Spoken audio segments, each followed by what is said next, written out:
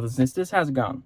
I'm Joe, and you've probably seen me before on some other videos from Behavior Evolution, but I thought I'd start up a little new series going, because Yahusha, I don't know, he was just talking to me, and I've always been interested in Paul and all the books that he wrote in the scripture, and I haven't really ever read them properly all the way through, so I thought I'd do that and video it and just see if anything comes out of it. So before I get into doing those later on, I just thought we'd start today by doing Acts chapter 9, which is where Paul kind of gets introduced to Yahusha. So just in case any of you have never heard of him before, this would be a good way to get introduced to Paul, and then we can go on to all of his books that he wrote. So start off Acts chapter 9. In Jerusalem, Saul was still breathing threats and murder against Yahusha's followers in an attempt to kill them all. He went to the high priest and asked him to write letters to the synagogues in the city of Damascus, for Saul wanted the high priest to give him the authority to hunt down the people in Damascus who are followers of the way. So back here, this is before Paul had met Yahusha, and he was hunting down killing all of the people that followed Yahusha. So this is after Yahusha died, but anyone who was following him, his words and everything, teaching that he was killing them. So he was a Jew, and now he's trying to get authority from the high priest so that he can continue doing that pretty much. And if he found any believers there, men or women, he would arrest them and bring them back to Jerusalem. And having obtained the documentation, Saul went out for Damascus. So the high priest had given him permission to go and kill Yahusha's people, pretty much. But when he came near the city, a very bright light from heaven suddenly flashed around him. Saul fell to the ground and heard a voice saying to him, "Saul, Saul, why are you persecuting me?" And Saul said, "Master, who are you?" "I am Yahusha, the one you're hating on. Is it hard for you to kick against the goads? Get up now and go into the city, and someone there will tell you what to do next." So he's on his way into Damascus to arrest Yahusha's people, anyone teaching or listening or doing Yahusha's word, and just all of a sudden, this blinding light, and he just falls to the ground, and he hears from Yahusha. And both trembling and completely astonished, Saul asks, "Master, what do you want me to do?" The men traveling with Saul just stood there speechless, for they heard the voice speaking, but could not see Yahusha. Saul got up from the ground and opened his eyes, but he was blind. So the men with him held his hand and led him into Damascus. And for 3 days Saul could not see, and he did not eat or drink either. There was a follower of Yahusha in Damascus named Ananias, and in a vision Yahusha said to him, "Ananias." "Here I am, Master."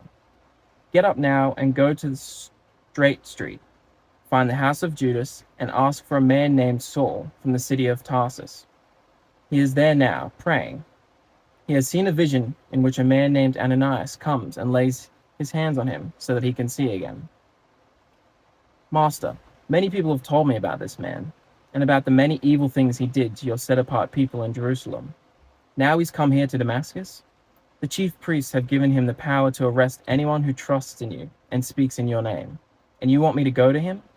Yes, go. For Saul is a chosen vessel of mine, and I have chosen him for a very important work. I want him to carry my name into nations, telling rulers and the people of Israel about me.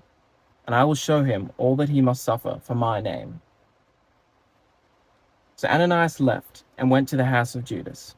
He laid his hands on Saul and said, "Saul, my brother, the master Yahusha, who you saw on the road coming here, has sent me to you, so that you might see again and be filled with his set-apart spirit."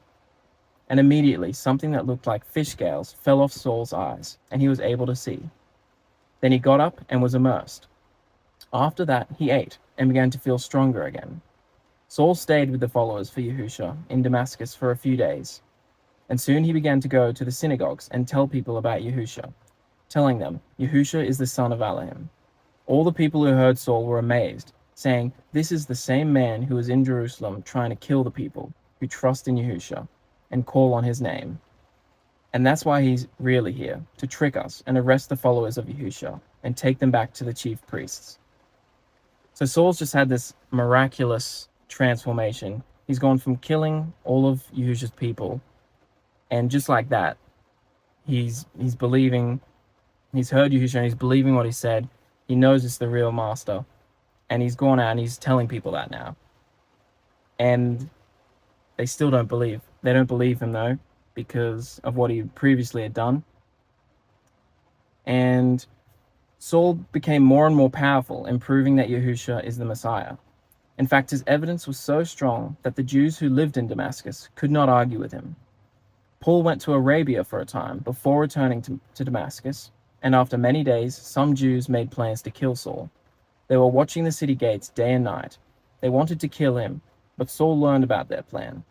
So one night, some followers that Saul had taught helped him leave the city. They put him in a basket and lowered it down through a hole in the city wall. And so that's all we'll do from here, because that's the main parts about Saul. So you can really see what Yahusha can do. And what I got from this is, it doesn't matter what you do in your life in the past, if you just come to Yahusha and ask for forgiveness and, see everything that you've done is wrong. Like, he was going around killing Yahusha's people, and Yahusha redeemed him. So it doesn't matter what you've done in the past. You can be redeemed. You can have Yahusha. You can feel his love. And even once that's happened, you're still going to have people coming for you, because especially if you did certain things to people, you still need to go make that right, and you're going to have to prove yourself. So you just need to listen to Yahusha and what he's saying to you, because demons will still be in people, and they'll try to come for you, even if you've been clean and Yahusha's there. So yeah, that's Acts chapter 9.